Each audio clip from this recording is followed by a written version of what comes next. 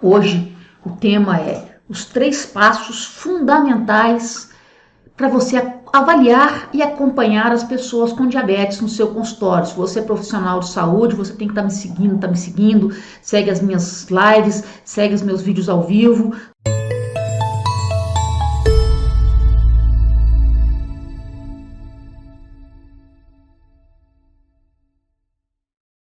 Eu vou falar para você que é profissional de saúde quais são os 3 passos fundamentais. Eu vou falar isso por quê? Porque eu já tive uma farmácia especializada em diabetes. E quando eu montei a minha farmácia, eu sou farmacêutica, né? Sou Mônica Lenz, deixa eu apresentar primeiro, sou Mônica Lenz, sou farmacêutica e eu sou educadora em diabetes. Eu tenho mais de 13 anos trabalhando, atendendo pessoas com diabetes, nessa questão de educação em diabetes. Hoje eu tenho o maior blog, o maior canal, portal de educação em diabetes em língua portuguesa do mundo. Para vocês terem ideia, o meu site tem mais de 2.000 acessos dia. Tá? Então, informações de educação em diabetes. Eu entrei na internet em 2008, para vocês terem ideia, colocando informações sobre diabetes e hoje eu virei produtora de conteúdo de diabetes. Como é que você pode? Porque eu tive dificuldade com isso. Então, se eu tive dificuldade, eu acho que muitas pessoas também podem ter, outros profissionais de saúde também podem ter dificuldade com isso. Em 2006, eu fundei a farmácia Doce Vida, que era uma farmácia especializada em diabetes. E essa farmácia Doce Vida, eu atendia só pessoas com diabetes, cuidadores, pais de crianças com diabetes, filhos com pais diabéticos tipo 2, por exemplo, tá? Esposas, maridos de pessoas que tinham diabetes. Então, pessoas que você vai atender pessoas que às vezes não têm diabetes, mas elas são pessoas que amam alguém que tem e querem fazer o melhor possível. E eu tive muita dificuldade no início, por quê? Porque para mim diabetes era o quê? Era simplesmente ter a glicose alta no organismo.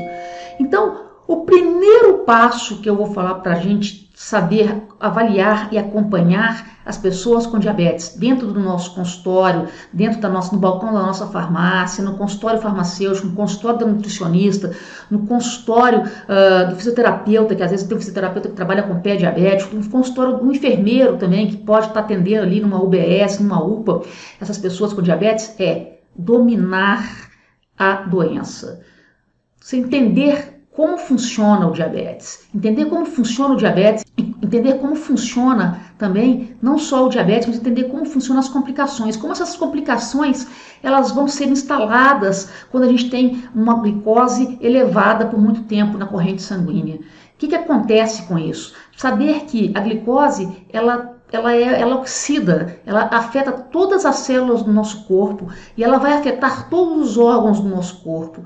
Sistema neurológico, tem um sistema nervoso, com a neuropatia, pode afetar os rins, que é a nefropatia, pode afetar os nossos olhos, com a retinopatia diabética, pode causar catarata. Então, tudo isso a gente tem que saber. Como que se instala isso? Por que acontece isso? Como é que a glicose afeta os meus olhos, os olhos do meu paciente? Como que a glicose afeta o pé do meu paciente?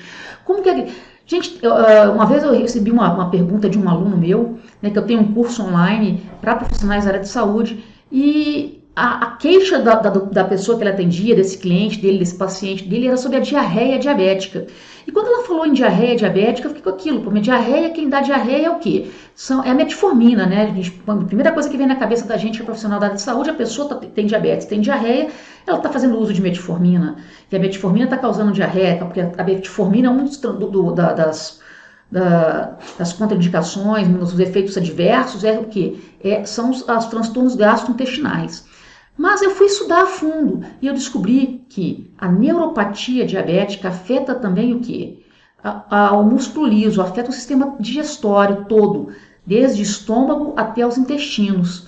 Afeta o estômago, dando a parestesia gástrica, ou seja, a pessoa se alimenta e sente aquele peso no estômago, como se a digestão não estivesse acontecendo, a digestão fica mais lenta. Isso já é o quê? Um sintoma de neuropatia. E a gente tem que entender isso, então a gente tem que estudar e entender como, quando o paciente está conversando com a gente, aqueles sinais e sintomas que ele vai falando, relatando para a gente, os sintomas que a gente consegue perceber, né, fisicamente, e a gente conseguir detectar que aquilo ali pode ser o quê? Uma neuropatia, pode ser o quê? O início de uma retinopatia, né? Uma hipertensão, por exemplo, pode levar essa pessoa aqui. Então, a ter, que o que mais afeta as pessoas que têm diabetes é o quê? O que mais mata as pessoas que têm diabetes hoje, que causa maior causa de morte quem tem diabetes, são os eventos cardiovasculares. Então, as pessoas que têm diabetes, elas têm 2 vezes mais chance de ter o quê? Um evento cardiovascular, um infarto, um AVC.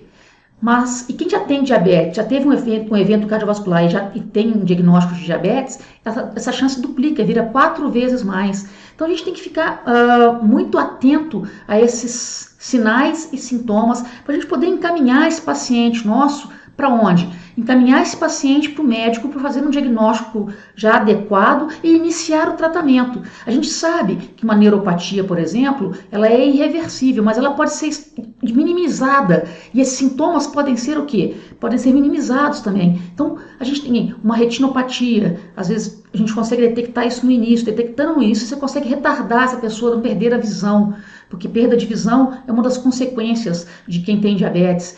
Hoje eu estava assistindo uma aula de uma enfermeira que ela é podiatra, né? Ou seja, ela trata de pé diabético, e ela fala que 85% das amputações por causa do diabetes, elas poderiam ser evitadas, porque elas podem ser prevenidas. Isso se a gente estiver dentro do nosso consultório e conseguir saber o quê? Enxergar esses sinais e esses sintomas. Quando a gente consegue enxergar e consegue detectar, a gente consegue encaminhar essa pessoa mais rapidamente para o médico, fazer o diagnóstico, iniciar um tratamento correto e nivelar essa glicemia dela também, que é um papel que a gente tem. Às vezes ela precisa perder peso, às vezes ela está fazendo um tratamento com medicação oral, ela está na hora de entrar com uma insulina, por exemplo, e a gente consegue conversar com o médico, porque a equipe que trata do diabetes é uma equipe multiprofissional. Então o primeiro passo é dominar, entender a doença e suas complicações. Você tem que entender a doença e suas complicações, como as complicações se instalam, para você poder passar esse seu paciente, encaminhar esse paciente mais rápido, você conseguir detectar e perceber os sinais e sintomas. Está tendo muita infecção urinária, chega na farmácia reclamando, está tendo muita candidíase, mulheres, por exemplo, tem infecção urinária de repetição. Tem que ligar o sinal de alerta e encaminhar essa pessoa, fazer um testezinho de ponta de dedo. No último dia 24, por exemplo, agora, no ano passado a gente fez um grande rastreamento de casos suspeitos de diabetes, e a gente aplicou um questionário que chama-se FINDRISC, que é um instrumento já que profissionais de saúde podem usar para verificar qual é a probabilidade daquela pessoa desenvolver diabetes nos próximos 10 anos. Então, a gente, esse questionário, usando esse questionário, o testezinho de ponta de dedo, o resultado do testezinho de ponta de dedo, esse questionário ele questiona o quê? Ele vê o quê? O histórico familiar daquela pessoa, se tem hereditariedade, se tem algum parente de primeiro grau que também tem diabetes. Ela vai ver também quais são os hábitos, se essa pessoa é sedentária ou não, se essa pessoa tem um hábito alimentar adequado ou não. Fazer também a cintura abdominal, porque aquela barriguinha ali também avantajada, aquela gordura abdominal, ela dificulta a ação da insulina, aumentando a resistência insulínica. Então, com isso, se você consegue mudar os hábitos dessa pessoa, se você é um profissional de saúde, consegue mudar os hábitos dessa pessoa antes do diabetes, do pré-diabetes já estar instalado, essa pessoa vai ter uma qualidade de vida muito melhor. Então, diabetes tipo 2 é uma doença que pode ser prevenida, desde que nós, profissionais de saúde, consigamos o quê? Ter uma visão holística daquele paciente. A gente não pode pensar em diabetes em só níveis altos de glicose, a gente tem que pensar no paciente por um todo. E é isso que falta para algumas pessoas, para profissionais, enxergarem o paciente como um todo. Porque quando eu montei minha farmácia, vou te ser sincero, para mim diabetes era só glicose alta, mas tem muito mais coisas atrás dessa cortina. Glicose alta é só o início do processo, e outros processos vão instalando, vai aumentando triglicerídeos, vai aumentando o colesterol, aumenta a pressão arterial, tudo isso tem que ser controlado também, tudo isso a gente pode controlar. Então a gente tem que dominar o primeiro passo, dominar o que? A doença, saber o que é diabetes e como as complicações se instalam. Vamos partir agora para o segundo passo, então. Qual que é o segundo passo? Entender a farmacoterapia do tratamento de diabetes. A gente tem que entender como funciona, qual é o mecanismo de ação das medicações que existem no mercado hoje. Então, desde a medicação de primeira escolha, que é a metformina, ou um hipoglicemiante, como a glibenclamida, por exemplo, que são muito usados no Brasil hoje, né, metformina, glibenclamida, pacientes que têm tratamento pelo Serviço Público de Saúde, normalmente usam esses medicamentos orais, mas entender também o mecanismo dos outros medicamentos orais que a gente tem, como os inibidores de DPP-4, os inibidores de SGLT2, saber como que ele funciona.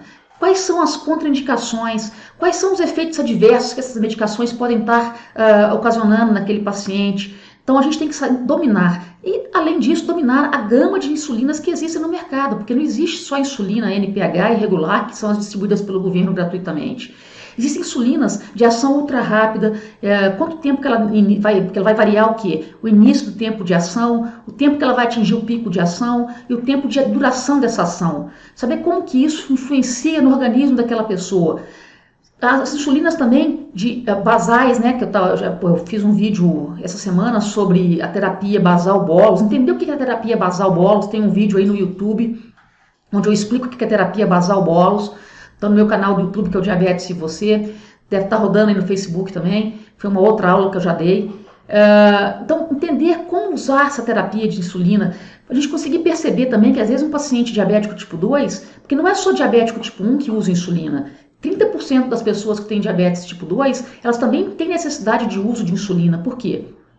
Porque aquela insulina produzida pelo pâncreas dela, a quantidade está muito pequena, já não está funcionando mais, ou a quantidade de insulina, ou aquela insulina não está desempenhando o papel dela corretamente. Então ela precisa de insulina o quê? Exógena, ou seja, aplicações de insulina. A gente pode começar com uma aplicação de insulina basal associada com medicação oral, né? Isso é o médico que vai determinar, mas a gente tem que orientar o paciente a fazer, às vezes ele não faz rodízio de aplicação. Já peguei uma pessoa com diabetes tipo 2, que 20 anos usando insulina, aplicando sempre no abdômen, e a insulina não fazia mais efeito. Ela reclamava que toda vez que ela ia ao médico, o médico fazia o quê? Aumentava a dose da insulina, aumentava a quantidade de unidades aplicadas naquele momento.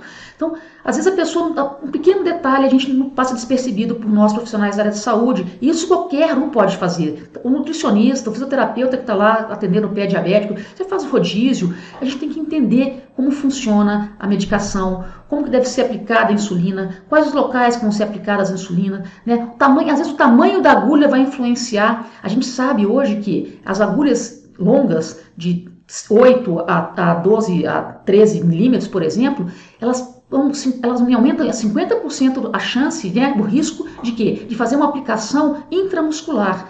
A insulina ela foi preparada para ser aplicada no subcutâneo, que é aquela gordurinha que fica entre a pele e o músculo. Se eu atravesso o subcutâneo e aplico no músculo, a absorção da insulina ela é alterada, ela é absorvida mais rapidamente. E essa pessoa pode ter o quê? Crise de hipoglicemia. Então, detalhes, gente, o diabo mora nos detalhes. Quem tem o tratamento de diabetes é rico em detalhes.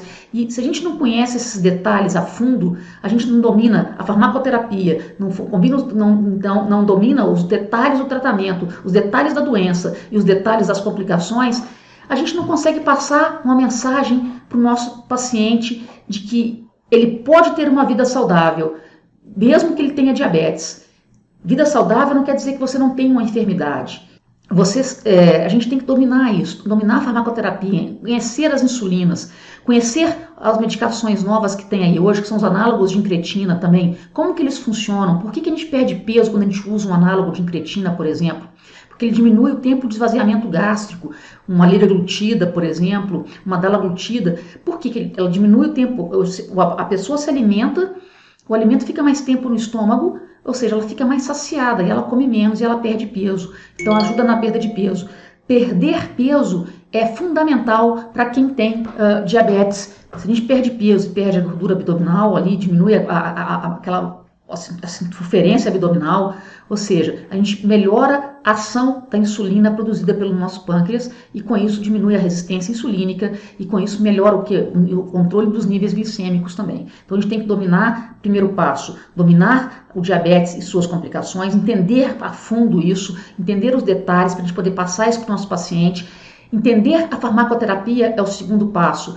Farmacoterapia oral, farmacoterapia de injetáveis. Hoje existem insulinas basais associadas com análogos de incretina na mesma caneta, sendo uma aplicação só, facilitando a vida de quem tem diabetes tipo 2.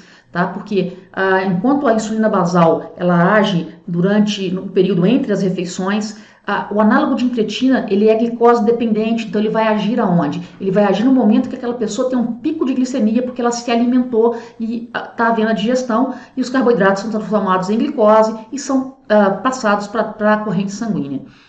Ajuda na perda de peso, ajuda no controle glicêmico, melhor, muitas vezes até melhor do que uma insulinização plena, que seria a terapia basal bolus. Tá certo? Que é insulina basal ou insulina intermediária associada com uma insulina regular ou uma insulina ultra rápida, que seriam aí no mínimo 4 aplicações diárias.